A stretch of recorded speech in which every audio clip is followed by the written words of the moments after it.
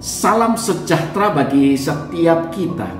Saudara, dikisahkan setelah Alexander Agung menaklukkan negara Persia dan India, dia diperhadapkan pada satu pemberontakan di dalam pasukan tentaranya sendiri.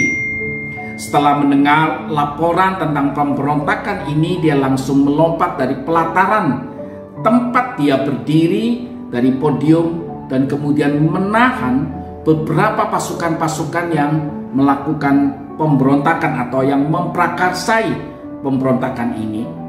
Lalu ia segera kembali ke podium dan dia berbicara kepada seluruh pasukan yang ada, termasuk kepada beberapa orang-orang yang melakukan pemberontakan itu.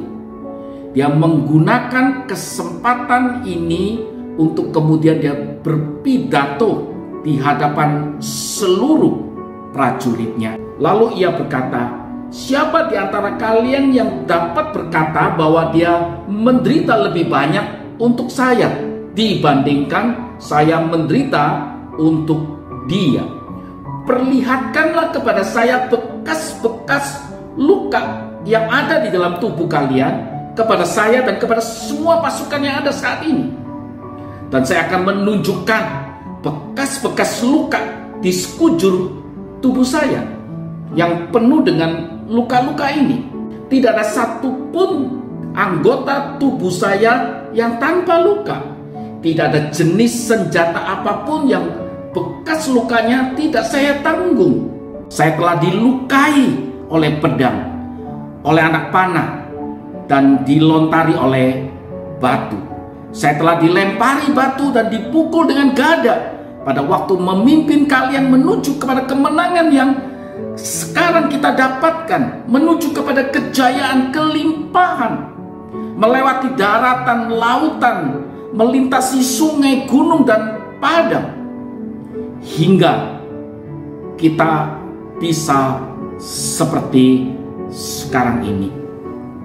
Saudara yang dikasihi Tuhan Yesus, dengan menggunakan luka yang masih membekas atau bekas luka di sekujur tubuhnya, Alexander Agung membuktikan kepada prajurit di jajaran pasukannya mengenai keberanian, kepahlawanan, dan kesetiaan, bahkan pengorbanan yang dia sudah lakukan untuk negaranya, untuk rakyatnya yang dipimpinnya.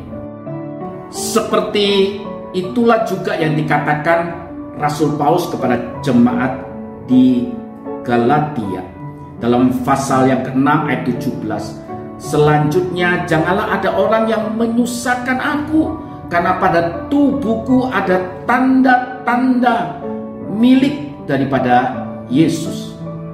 Saudara yang dikasihi Tuhan Yesus, Paulus tidak ingin bermegah atas apa yang sudah dikerjakan selama ini, tetapi dia ingin bermegah hanya kepada apa yang sudah dikerjakan oleh Tuhan Yesus bagi dirinya, atau bermegah pada salib Yesus yang sudah berkorban dan mati untuk dirinya. Dia sadar bahwa apa yang sudah dikerjakan selama ini adalah karena anugerah dan kekuatan yang sudah Tuhan kerjakan di dalam hidup dia.